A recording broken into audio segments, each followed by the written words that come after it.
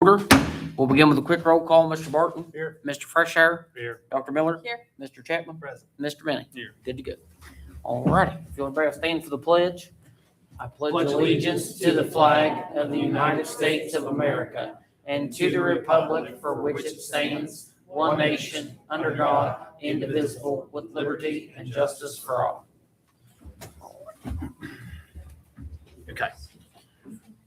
All right, we have no delegations at this time, which will move us into reports, and we have a student recognition that I believe is going to be led by Miss West.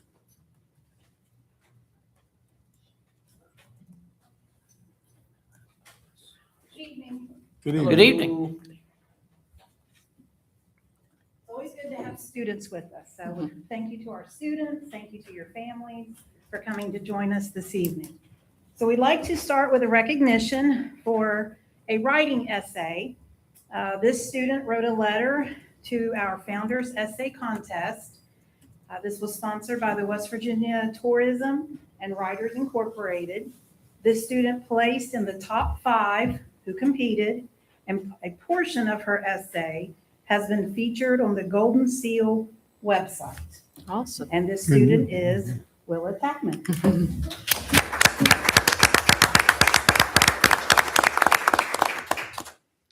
Congratulations, Yeah. Willa. Good job, young lady. And lots of pictures. Do you guys want to stand up? Be sure to check out the website. Put my stand here the whole time.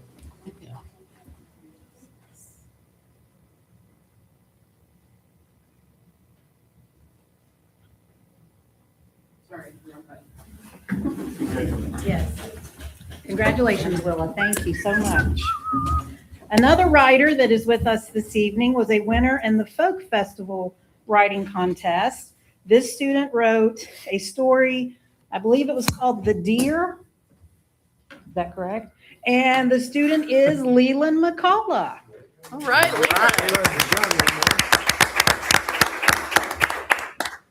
Good job, Leland.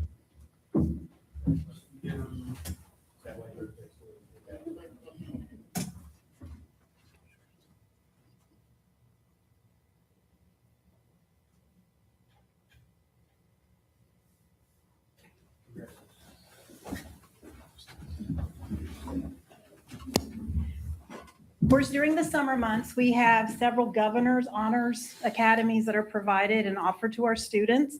We had a student participate in the Governor's School for Tourism. That's the one the teachers would really like to do because they get to travel all over the state of West Virginia and really enjoy the summer. And so this evening, we recognize Matilda Arnold.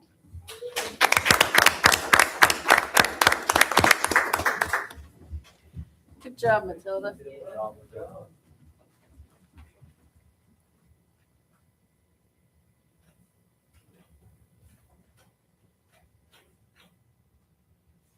You're welcome. We had another student attend one of the governor's schools this summer, and that student attended the Governor's Honors Academy. But in emailing with her last week, she's unable to be here this evening, but we do want to recognize Brooklyn Ratliff.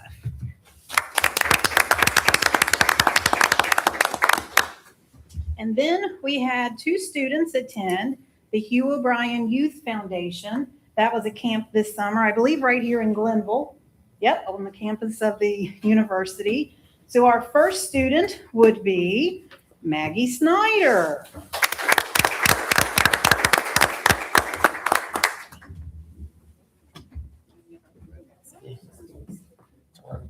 I like it.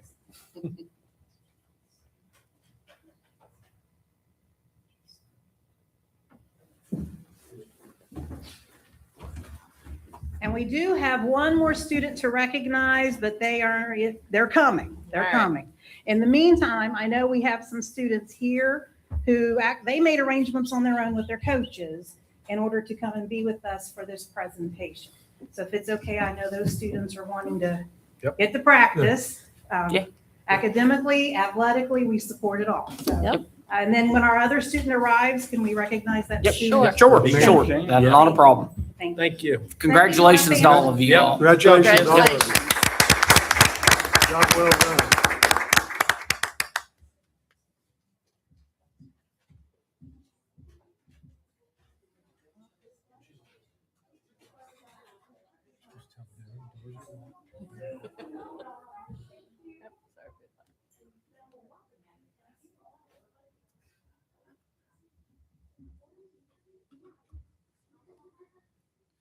All righty, that'll move us into the consent agenda, and we'll start with the approval of the minutes of the special meeting of August 5th, 2026.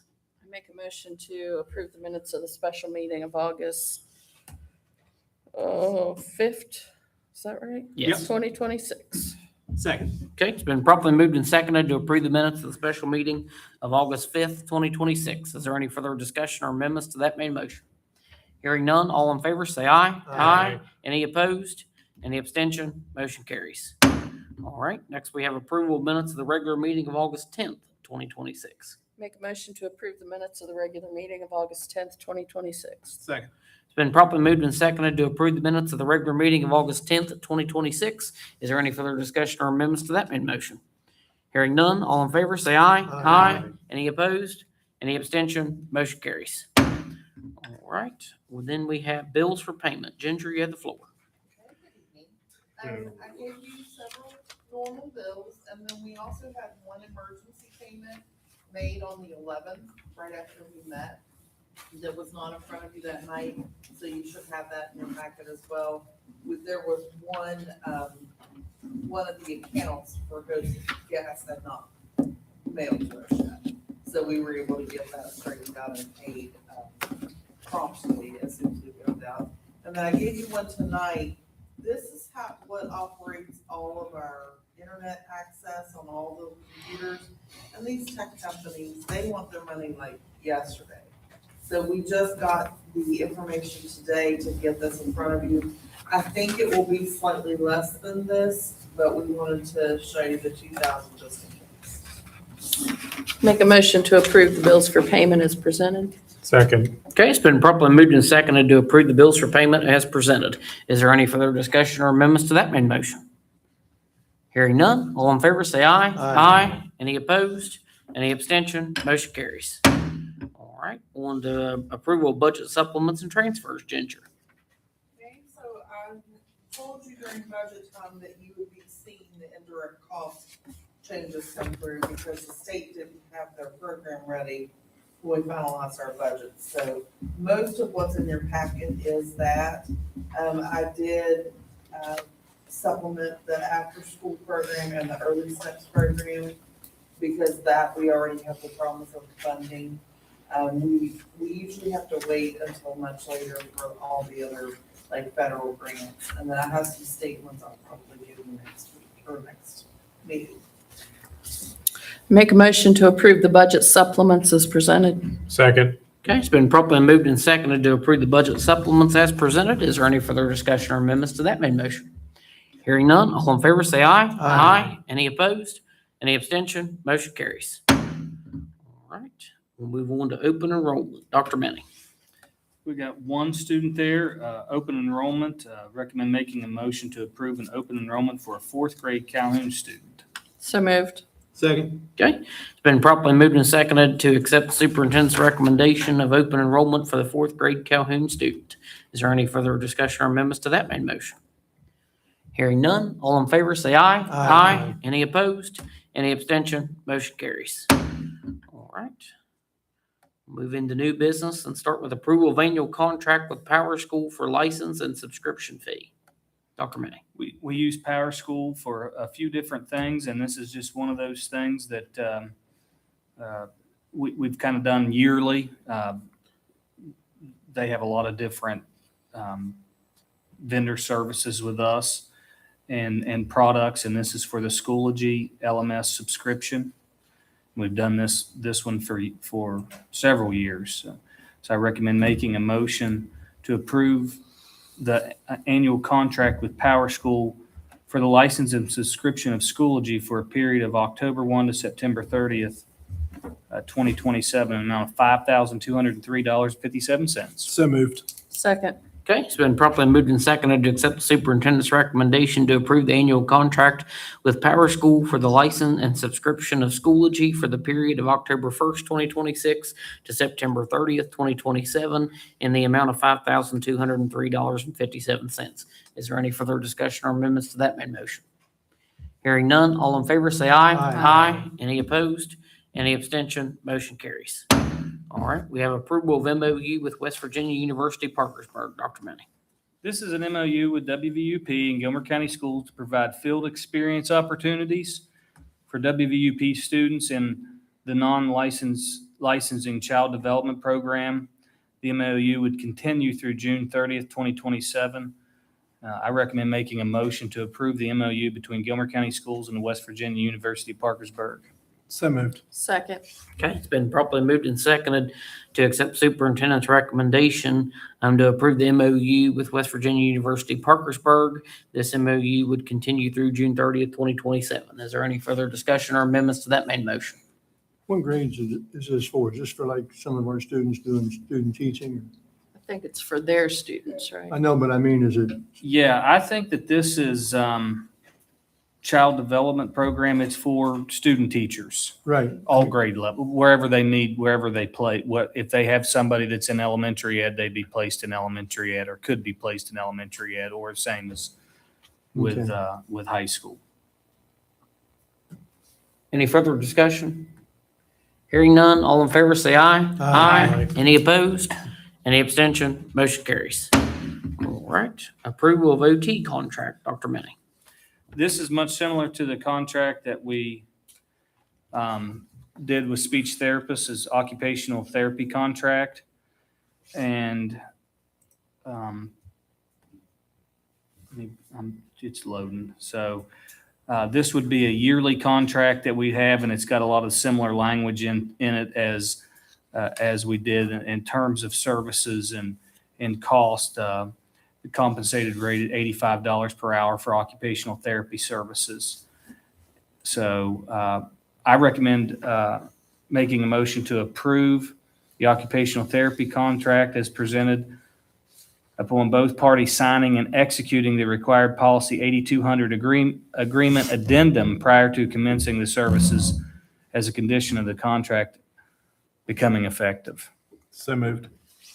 Second. Okay, it's been properly moved and seconded to accept the superintendent's recommendation to approve the occupational therapy contract as presented, contingent upon both parties signing and executing the required policy 8200 agreement addendum prior to the commencement of services and as a condition of the contract becoming effective. Is there any further discussion or amendments to that main motion? What type of service, will this be like an online service or will this? No, people this come is into the school? this is one that we used to go online, if you remember, with speech and OT and pay Outlandish Big money. amounts. outlandish amounts. We changed this about 2 or 3 years ago. We've done this for probably 3 years. Yeah. And this is a physical person coming, working one-on-one with our students.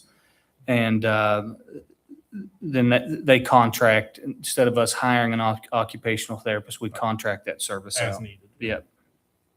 Any further discussion? Hearing none, all in favor say aye. Aye. Any opposed? Any abstention? Motion carries. All right, at this time, I see the student has arrived, so we'll move back up on the agenda real quick and I'll give Ms. West the floor. So again, we have students who are very busy academically, athletically, lots of things going on. And we want to take a moment to recognize another student who attended the Hugh O'Brien Youth Leadership Seminar this summer at Glenville State University. And that is Lacey Martin.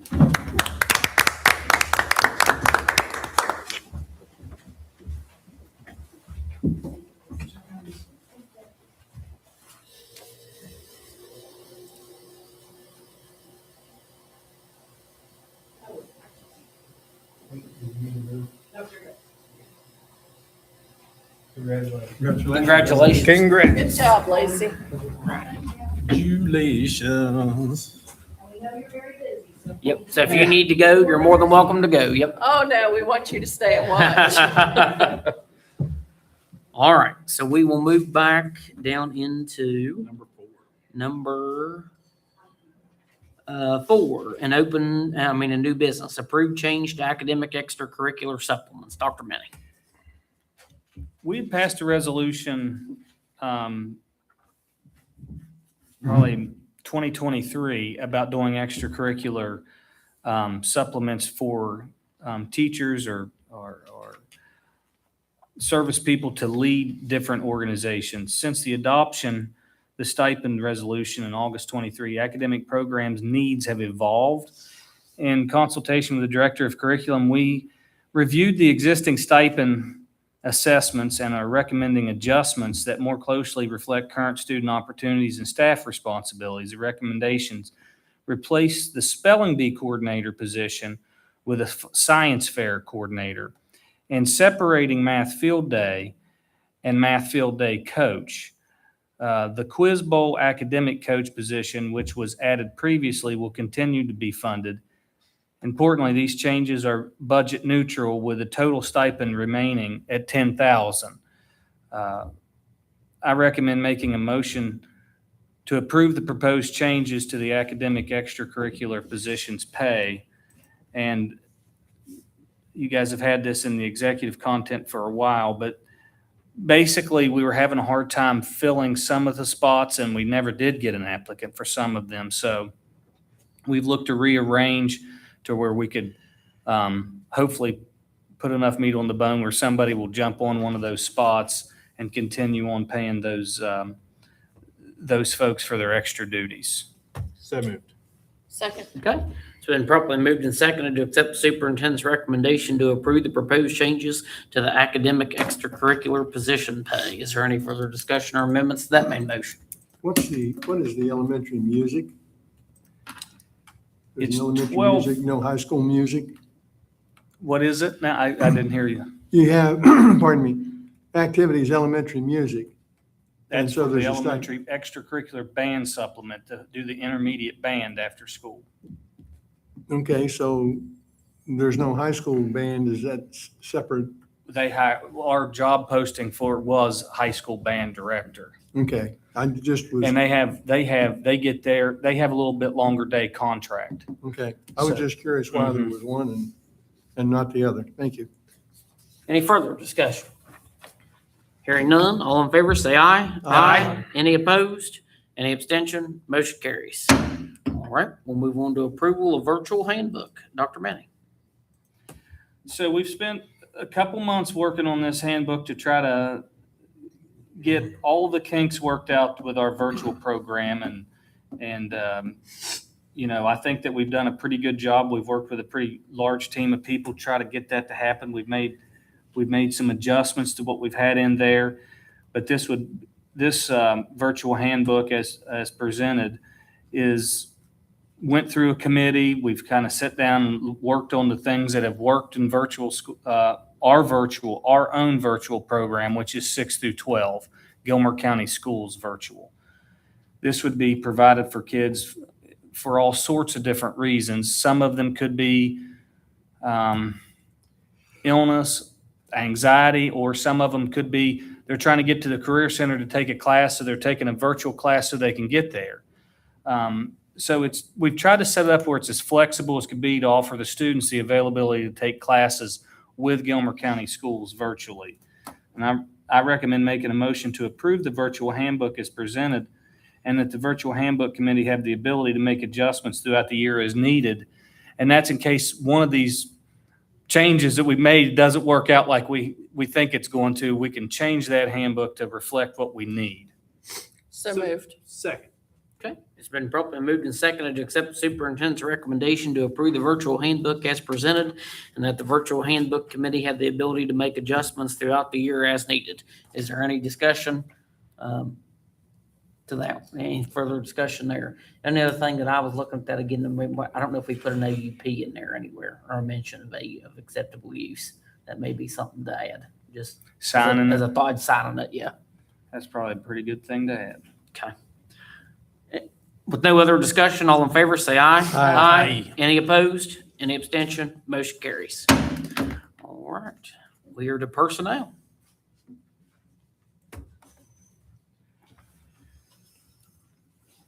Personnel, Recommendation for professional,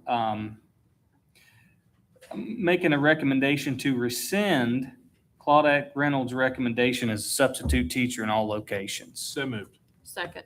It's been properly moved and seconded to accept the professional portion of the agenda, which is Claudette Reynolds rescinding that recommendation as a substitute teacher in all locations. Is there any further discussion or amendments to that main motion? Hearing none, all in favor say aye. Aye. Any opposed? Any abstention? Motion carries. On to service. Recommendation for hire, Carolyn Lowther, classroom supervisor, transportation aide, grade 1, Gilmer County Elementary School. So moved. Second. Okay, it's been properly moved and seconded to accept the service portion of the personnel agenda as presented by the superintendent. Is there any further discussion or amendments to that main motion? Hearing none, all in favor say aye. Aye. Any opposed? Any abstention? Motion carries. On to extracurricular. Extracurricular recommendation for hire, David Kelly, auxiliary mini Titan football coach, GCHS.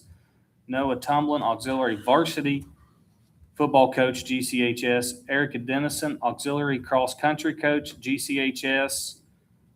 And that's it. So moved. Second. Okay, it's been properly moved and seconded to accept the extracurricular portion of the personnel agenda as presented by the superintendent. Is there any further discussion or amendments to that main motion? Hearing none, all in favor say aye. Aye. Any opposed? Any abstention? Motion carries. All right, on to resignations. Resignations, Barb Yoder, head varsity cheer coach, effective August 11th, 2026. So moved. Second. Okay, it's been properly moved and seconded to accept the resignations portion of the personnel agenda as presented by the superintendent. Any further discussion or amendments? Hearing none, all in favor say aye. Aye. Any opposed? Any abstention? Motion carries. On to permission to post. Permission to post a PLC facilitator / team leader position. This would be kind of an extra duty that a head teacher would be hired to do and lead their team for PLCs. One of the things that we would like to do this year is really focus down on targeted skills, focusing in on formative assessment, identifying essential learning targets, and then coming up with plans for each PLC to reach each one of those students. And there's going to be several of these teams across the district. So we're looking at using Step 7D funds, which is teacher induction. And that teacher induction has to do with professional development. And all of these team leaders would be going through our own professional development and be leading teams. Can you explain to me a little bit like how that's going to look? So like, are we taking teachers that are already there? Is this an extracurricular thing? Is this a?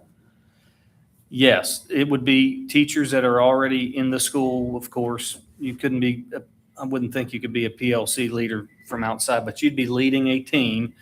We would post and let's give an example, try and put it in terms that you get. Let's say the English team at the high school. They would have an English teacher hired to lead that team. And we've kind of got a framework set up where we would benchmark kids and they would go through with their team and identify the 5 essential skills that that those students would need. So like there'll be like an English team and a math team. Is that how we're going to? Some of them are. Some of them are grade level teams. It just really depends on, like, the elementary is probably going to have grade level teams. So it's just a supplement then for people that are already working in these areas to give them extra incentive to focus on. They would probably have to spend an hour or so, a couple hours a week getting their team meeting. Each teacher team would have a meeting once a week. And they'd be going down through identifying the targeted skills. Using the standardized tests or? Using, the teacher actually takes the blueprint from the test, and this blueprint's kind of complex. It tells how many questions are on each test and what the OK level that they're on. And they're going to identify those skills, and then they're going to create a learning goal for the student. Say 75% of my students will master fractions by October 14th. Are they breaking it down to individual students? Or Yes. just the group as a whole? Like, Individual you'll students. say this person needs work on this. This and skill, this is how yes. we can support them. One of the things that we did in the gate, Mr. Barton was a part of the gate, we said we need to get down to the skill and but it's going to take a lot of work to do that. We've got to get people that lead those meetings and have those conversations with those teachers. And we've got a way that we're going to track those skills and those targeted skills and then the standards and then provide a formative assessment. And we're trying to promote our Cambium as a formative assessment because it's pre-made already and it's related to our test. So our students will be tested on that Cambium test. Now, that Cambium's kind of new to me. What grades use it? 3 through 8. Okay, so the high school kids will then use like SAT? They'll or- use probably that mastery prep, which is SAT based, yes. Which they just benchmarked. I think they're finished, aren't they, Sherry, or mostly? They're pretty much finished with their mastery prep beginning benchmark. So this leader is going to they're going to be leading the teachers in finding those skills, those important skills, and throwing away the ones that aren't important. Right, and it should help us improve our SAT scores. It should help If us. we're going to drill down for each specific student. That's what we're going to try to do. They also, pardon me, also going to look at, I suppose, how it's tested. I remember NAEP test several years ago had a question on it, and it had 0 kids even attempted it. It dealt with looking at a New York subway map and picking a route at a time. When they saw a subway, they'd never seen anything that looked like that. So it can. Well, they don't know how to use maps either. Well, no, but I'm saying, if another would be math. If you took a multiplication problem and you set it up this way, they might work it. Set it up this way, they have no idea what it is. It's sometimes not, they don't know how. They've never seen the format. Correct. So the Cambium, what we plan to do with Cambium is they'll pre-test and post-test with it. They'll set the goals on, and the Cambium pulls questions just like the GSA. Right. And then they'll be going down through the blueprint, their own core curriculum, and they'll be trying to pick out the essential standards, the ones that are tested a lot or they have meaning. And when we get the whole framework built, I'd like to present the whole framework of what our plan is. But I didn't want to not put this on here because we're trying to jump on these. We're trying to get the PLC started. So now, this is gonna support, I guess, 3 through 12 then? Because- No, we will have this all the way down. Of course, Okay. Pre-K, they work with a whole different benchmark, just like the high school, where they work on the ELRS and they'll be pulling standards based off of other benchmarks and other individual skills. And some teachers, they'll be having to make their formative assessment. We talked about ag. There's no place to go pull an ag. You got to make up your ag assessment and what skills that they need and set a goal and, get 80%. But it's really about setting that goal and trying to reach that goal per standard. And did you say there'd be like 20 of these I or? think there's going to be about 10 in each school. There's a lot more teams there than what you think when you start adding up the Yeah. pre-K first, second, pre-K, first, second, third, fourth, fifth. Then there's a special ed team. There's a couple other teams. So Now this facilitator, is that like the 20 positions or that's like one person isn't in charge of the whole deal? no, the facilitator would be each one of those grade level facilitators, and they would make between maybe like $1,000 or $1,200. Correct, Mrs. Wells? It costs us about $20,000 a year to do this type of thing. Mhm. And they'd receive training through us, and we have a good framework built. We think that we've been doing a book study. Okay. So the DeFore method, which is how they build PLCs. And I'm sure Larry's seen that DeFore method. It's the way PLCs are built. And we're just trying to target individual skills. We're trying to hone in on the individual skill of the student. Well, this is the next step. I mean, Right. we have picked the low hanging fruit with the Right. test scores and now we have to get down to the We got to hard get work. down. And I didn't want to delay this. That's why I threw it up, because we've been working with the principals. And one of the things that came out is like, okay, we can do all this, but in order to make these really happen, we need the teacher we need one person. The principal is going to be in there, but we need a lead teacher working with all of the other teachers, helping them identify where their skill gaps are at and helping them lead the process. And we should have plenty of money in teacher induction. And I went on the state website. It literally tells you can spend this just for PLC and team facilitators. So it's sitting there meaning to be spent. It's us creating this program, what it's meant to be created for. And hopefully we can get these folks trained out. Our goal, we have some goals set. Our principal PLC, we call it the principal administrative team. We set a goal that we would have 80% of teacher teams facilitated and working on this skill type of targeted skill practice by October 16th. So that would give us a pretty good run at it for the year. Really, I didn't realize how small a lot of the classes are now. And so that will make this job easier for the individual teachers.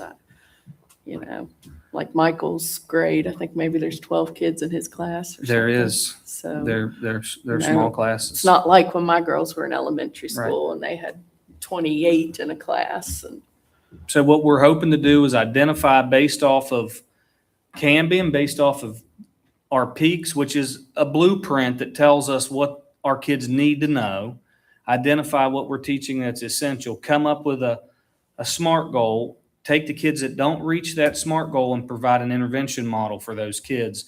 But do this quickly. It's only in a 4-week cycle. This is not going to be, this is a little different. We've approached it before, which is giving iReady benchmark and then giving it again, mid-year. We plan to do these in a 4-week cycle. So if they don't learn it within 4 weeks, we have a plan for the next 4 weeks. well, I think we owe it to our kids to do this. This is the next step in increasing our academic potential.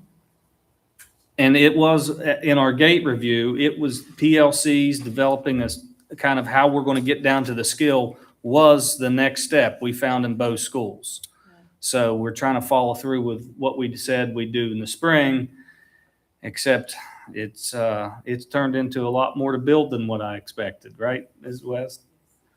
If we're going to do it right, we're trying to do it right. Let's do it. That's why the facilitators, the money is there for them. It's meant to be used for that type of thing. And if we get permission to post, you'll see some hiring next meeting. And we'll be ready by September 14th to roll this thing for the first month to meet our goal of October 16th. So do we have a motion yet? Not I can't yet. remember. Not Okay, yet. so moved. Is there there's a motion and a second to accept the superintendent's recommendation under the permission to post section on the personnel agenda.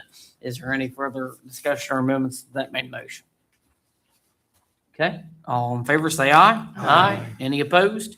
Any abstention? Motion carries. All right, that'll take us out of personnel and into continuous improvement, and we have end of the year data review, Dr. Manning and Mrs. West. Ms. West, do you need the display at all? Okay, then I'll just turn that off. Thank you. Thank you, ma'am. Thank you very much. Thank you.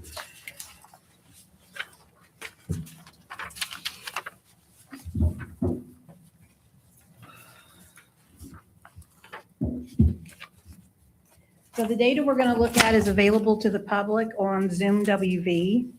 And what we're discussing are 2 assessments. The first one is the West Virginia General Summative Assessment that was given in Gilmer County on May 4th through May 8th of 2026. And then also our 11th graders on April the 15th participated in SAT or SAT school day. If you go to the next page, this is the image that you would see on Zoom WV. And again, it has multiple years across. The blue is the mathematics line, the yellow is the reading line, and the red is the science line. And it's just a real quick to see up, down, the same, You can kind of see where those lines are. We're going to dig into the numbers on the next couple of pages. The following page looks back to the 24-25 year, and you have numbers there, a little bit larger. And then I took the numbers from those two pages and created the table for you on the next page. And so this is the comparison of proficiency. And so you can see the year, and then the content areas of math. Again, they identify it as reading, but it technically is reading and writing. Writing is a part of that reading score. And then there is the science. Science is only our 5th graders, our 8th graders, and our juniors. And so if we look down the math column, from the 24-25 to the 25-26 school year, we had an increase in math across the county of 2.58%. ELA across the county, we had a loss of 0.64%. Which I want to point this out because if oh, wait, let me turn my thing on here with Zoom. I don't know this data, if you look and you hold over 0.05, 45.05 and 24, then you pull it over here and it's 45.29. So I don't know how much of this is actually changing from day to day, because we're already higher than what they were when they came out. So we're setting basically at 45. We've not had the growth, which we've had growth. In 2023 we were at 33%. We've grown to 45% and stuck there, but we did not see the growth that we did. And what this is saying today is we grew 0.25, basically 0.25%, 0.24, which is 0.25% in ELA. And then the science, you can see the difference there, a loss of 2.88%. Now, if you go to the next page, these are the bar graphs that Dr. Minnie is sharing there with you. And again, I pulled from the 25-26 and the 24-25, but to make it easier, there is a table if you keep going.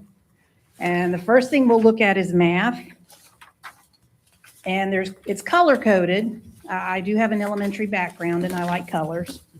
And the colors correlate to the students who were in 3rd in 24-25.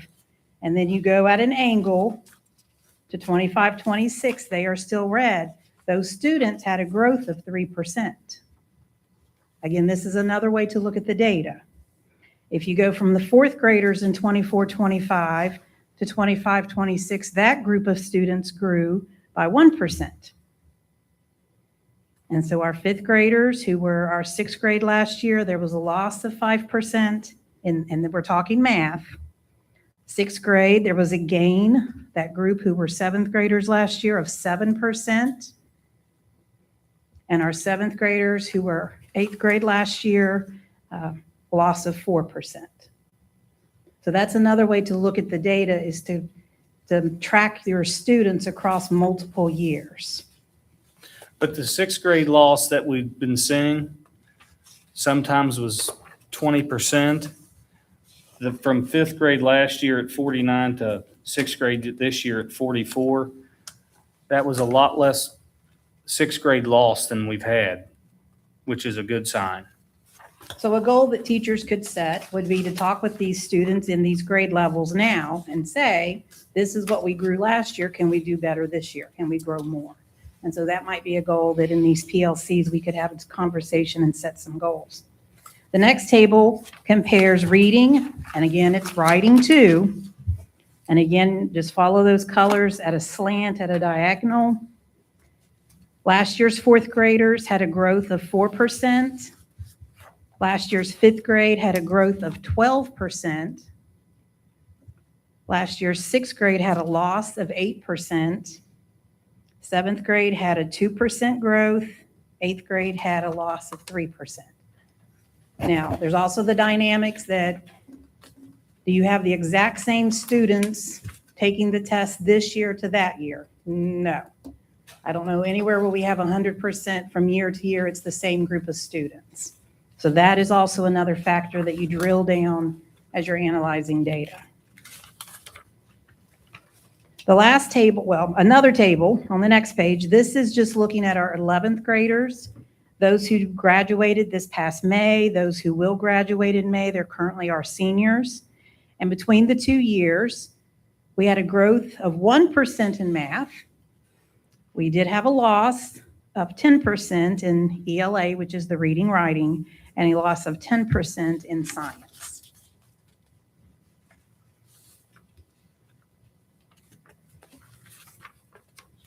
Now, with the Mastery Prep, our students are actually taking the SAT as 9th graders and 10th graders. So they're getting exposure to what the SAT will look like as a junior in their 9th grade and 10th grade year, as well as taking that PSAT 9 and 10 in the spring. And if you guys remember the 24-25 graduating class, they had some of the highest scores that we'd had gone through. They were above the global average, which was really high. I was very happy to see that the 25-26, they did not catch them in ELA, but they did beat them in math, which is impressive. They actually had a higher math score, which is very impressive because that was one of the highest. That was a very high group that went through there. Got to get that science and math up. When you look at the strategic plan, again, these are the goals that are in our strategic plan for this school year, the goals to achieve by the end of the 26-27 school year. So if you go to the next page, there's another table. In math, in order to achieve that 42% at the end of the 26-27 school year, we need to grow by 4.28%.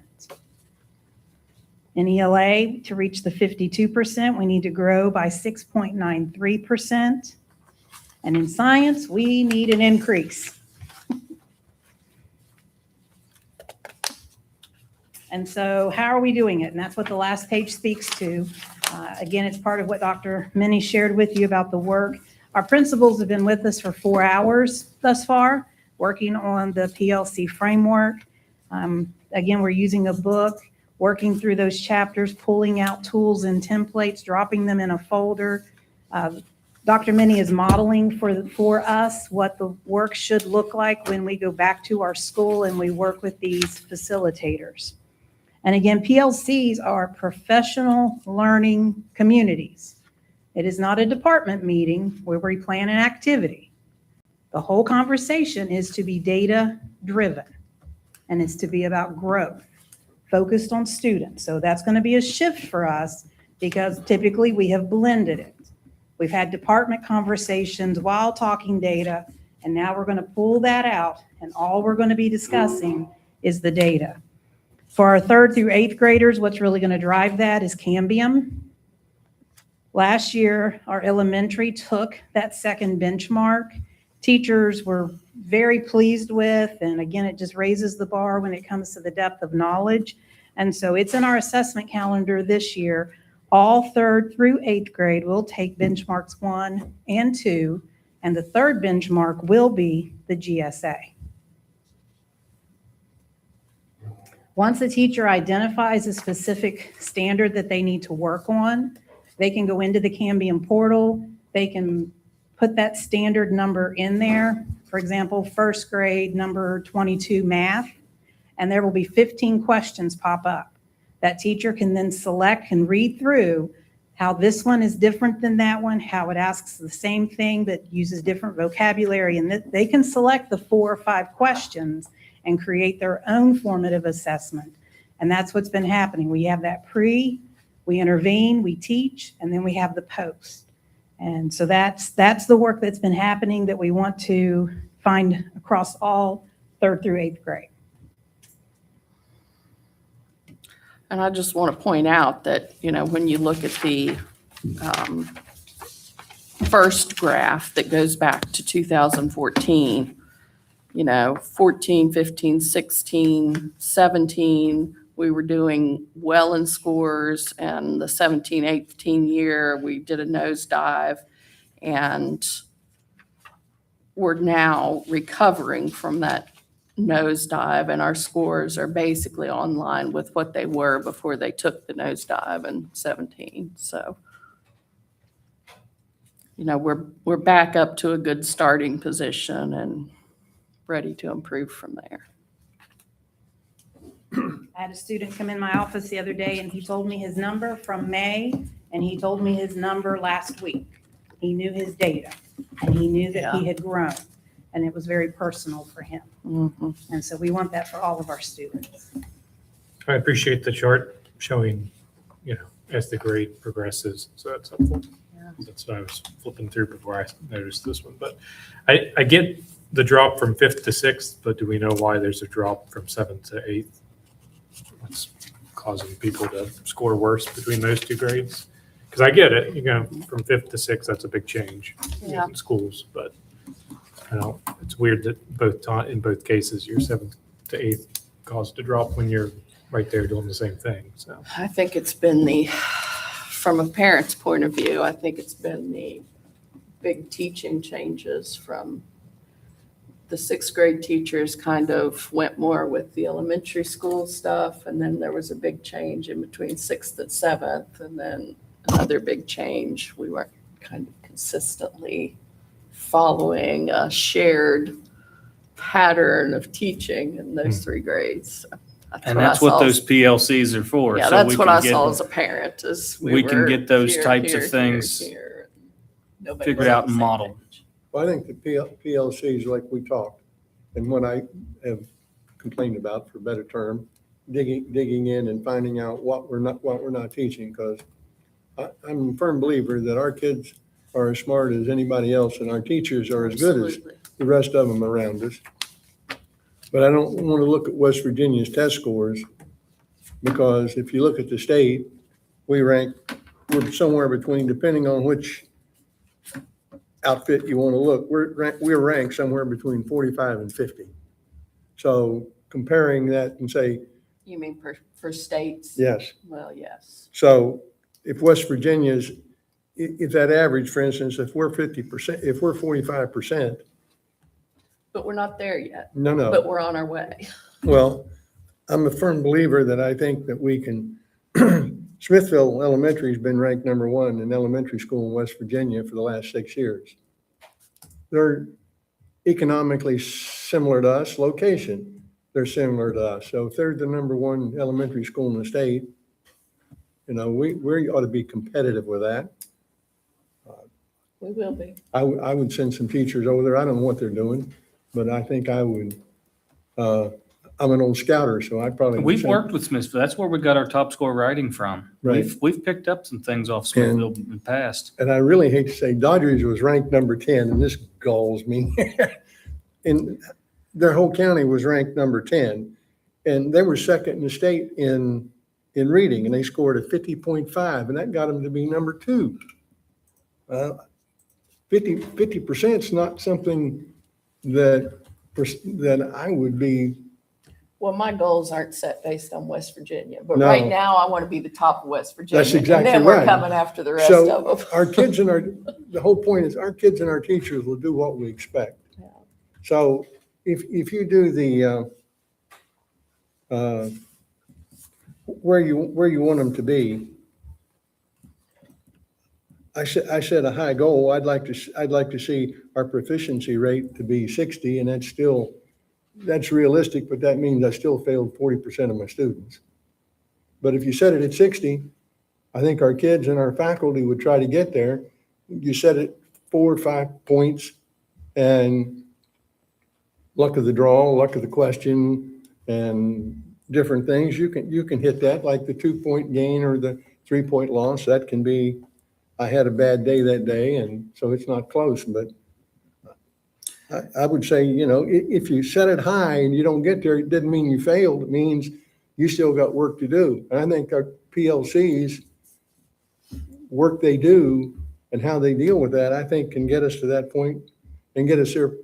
I don't want to say pretty rapidly, but I think they can do that. So our high school right now is ranked 36. We went down 16 spots, and the bad thing is our high school had an increase of about 5 or Right. 6% growth in ELA and math. Yeah. But if you- Everybody's putting the pedal to the metal. Everybody is, that's right. And we had good growth. If you go down and look at the schools around us, Richwood,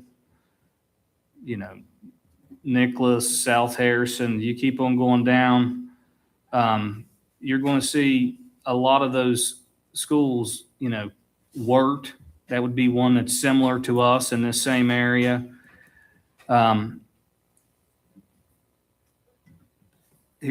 Did I see, Ritchie, 96th out of 112. You were talking about Doddridge. I don't know where Doddridge is at. I think we're higher than Well, Doddridge I is. think They were we're ranked as a- certainly on the right track. They're ranked 10th.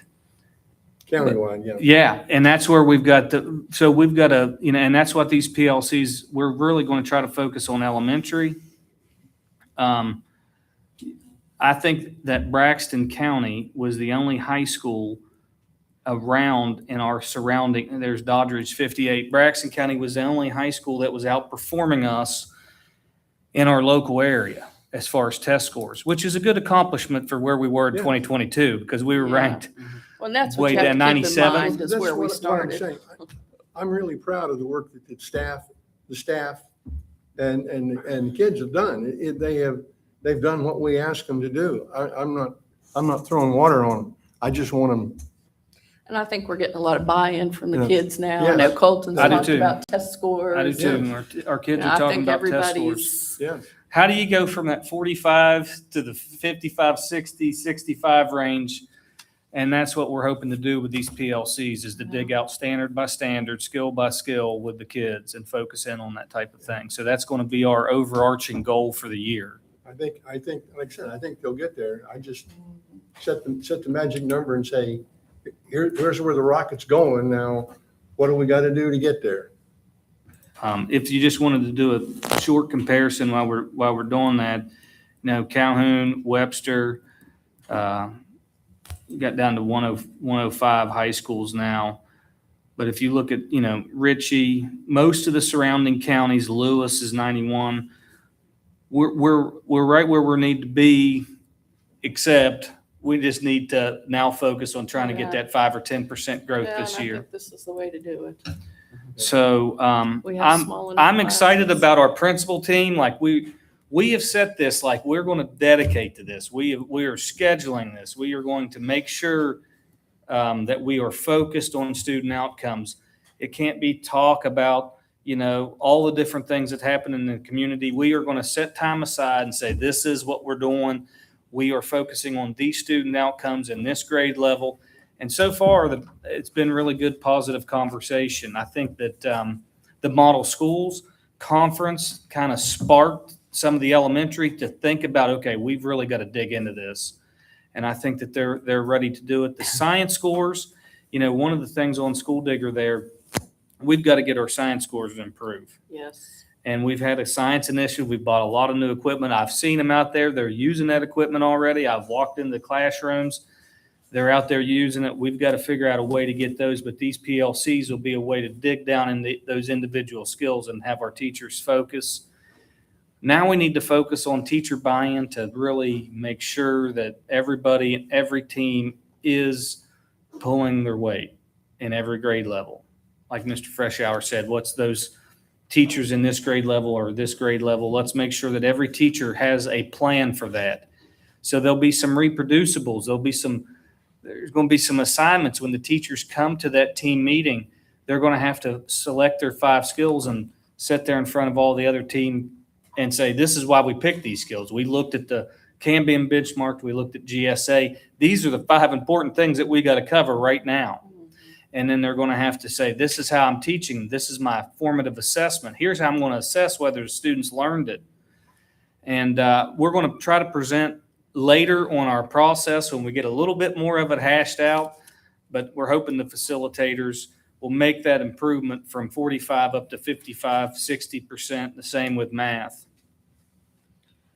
Sounds good. All right, Miss West, I think we've concluded that, and I think you're summer school, so that's where we're at now. Yes, extended learning in Gilmer County Schools. So for the summer school program was June 15th through July 28th. At the elementary, it was Summer Boost, and it was in partnership with Save the Children. The theme was medieval. So if you popped over there, you might have seen some knights and ladies and lords, and they had a court jester every morning, and the court jester would get up and tell a joke. And the kids loved that. They were very excited about that.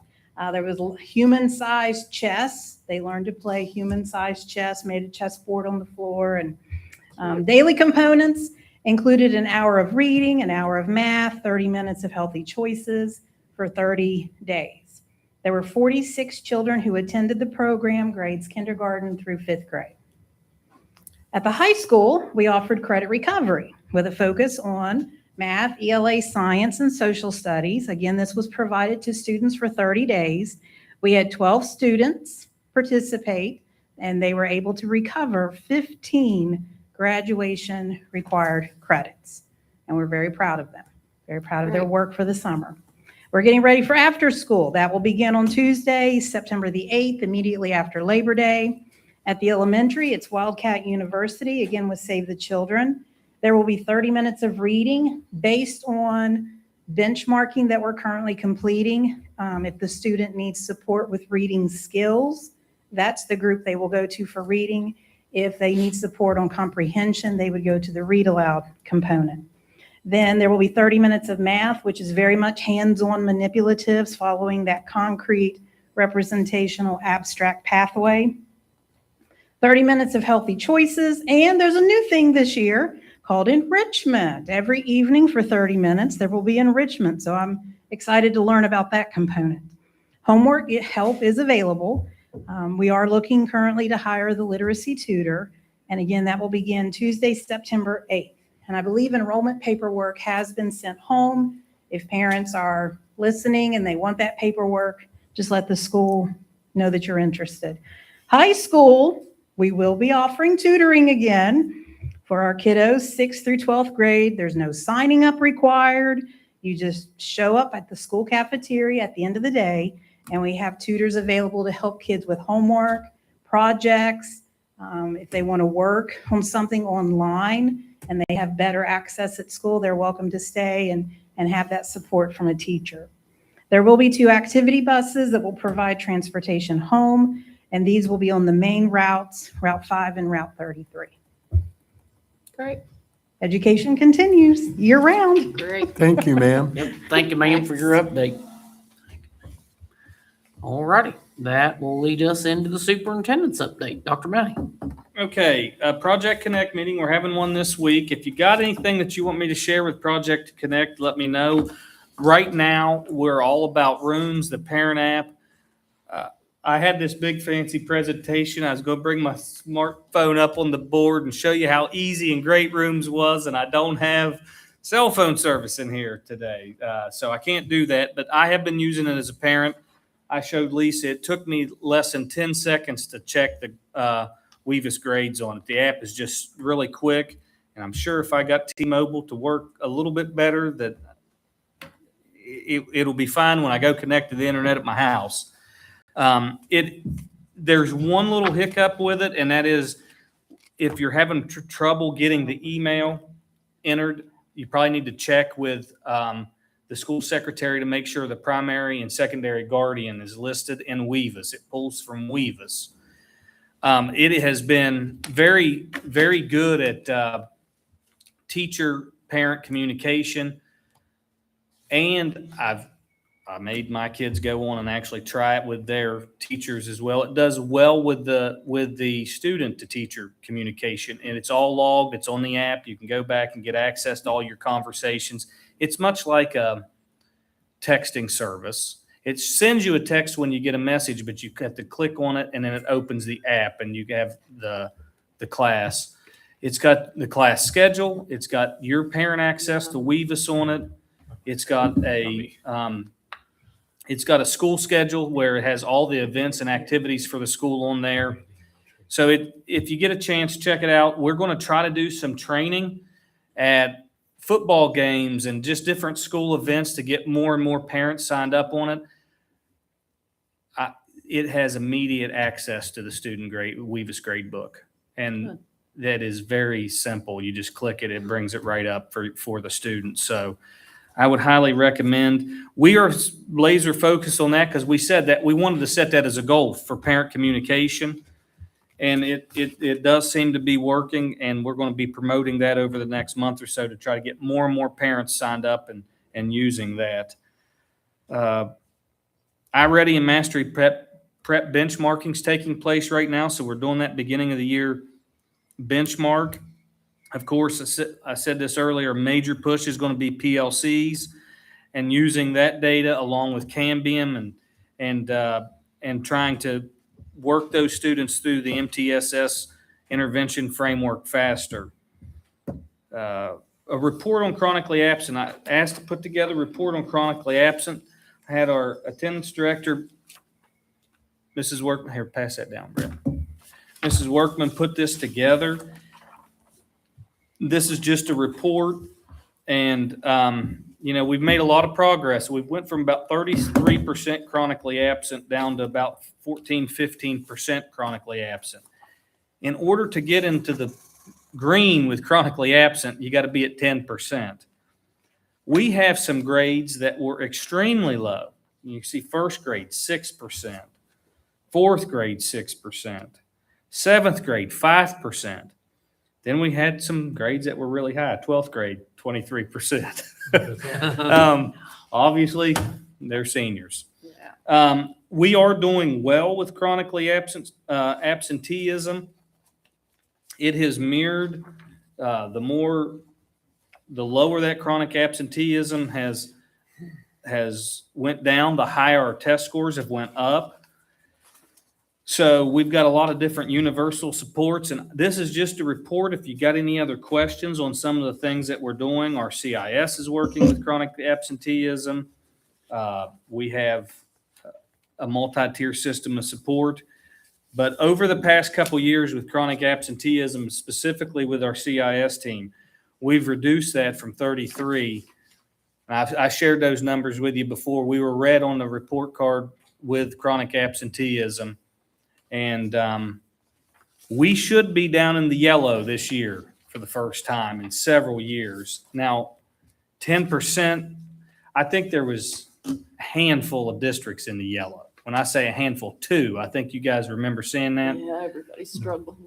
But we should be down in the yellow this year with chronic absenteeism. Green is an abnormal stretch. That's 10%. It is so hard to get into the green on that. I don't think that there's a single county in the green, but we have set goals, and we are going to try to get that into the green if we can get another good round of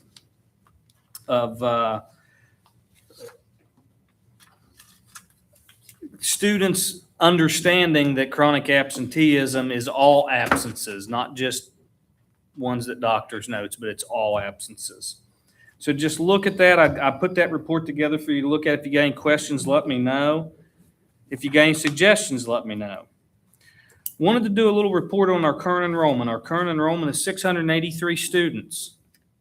We have 300 at Gilmer County Elementary School and 383 at Gilmer County High School. So that is down from about, I believe the second month report was 709. So not a horrible drop off, but a drop off. I suspect that was a lot lower than that at midsummer. We were 633. My heart was falling out of my chest. We are getting some enrollment. We did another open enrollment today. I suspect it will probably pick up between now and the second month report. And hopefully we pick up 10, 15 students to be around the 700 total enrolled. So test scores are out. We've shared that end of the year school data. We're going to start putting some stuff out. We did see growth. We saw overall growth in both. And even though we had 3% growth in math, our school ranking went down a few. Our county ranking went down a few spots as well, even though that we had good We growth. got to beat there. them. Come on, guys. I know. So, but it's nice to have an average year growth, I would take 3% growth in math all the time. It doesn't take very many years, and 4 or 5 years to get up there in math doing that. So I know our people are working hard, and with the addition of PLCs, I think that we'll continue to see that growth and continue on to try to solve those problems. But they're holding steady and growing, and that's hopefully we'll continue to see that in the future. That's all I've got. All righty, that'll move us into board member comments. We'll start with Mr. Check. No comments. I don't have any comment. Dr. Miller. I'd like to welcome everybody back and congratulate them on the test scores and all the hard work that got us to this point. And we still have room for improvement, and we want to be winners because we like to win, no matter if it's academics or sports. So we're going to get out there and have some healthy competition and see how high we can boost our schools up by the end of the year. Mr. Fresher. Same, yeah. I mean, welcome back to school. Keep on working hard. Hope everybody adjusted. So get back in the rhythm of it. So. Okay. Mr. Barton. With the Career Center, as of presently, we have 5 sophomores, 25 juniors, 13 seniors, for a total of 33 kids that are enrolled at the Career Center this semester. Calhoun has 50 total kids at this time. So our enrollment's a lot better than it was today than it was in May. So those people that worked on that, greatly appreciated. And I would concur with Dr. Miller. Our staff, and like I said before, our staff and our kids have done what we've asked them. We're just going to ask you more.